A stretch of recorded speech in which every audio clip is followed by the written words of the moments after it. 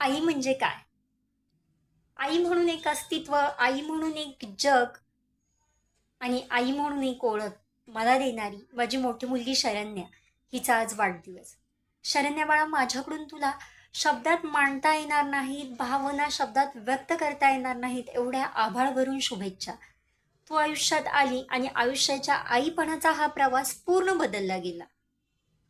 मग या प्रवासात येणारे चढ-उतार, सुखदुःखाचे क्षण यांनी मला आई म्हणून अजून भक्कम केलं. कदाचित मी एक व्यक्ती म्हणून तेवढी भक्कम झाले नसते, पण आई म्हणून मी तेवढी भक्कम झाले.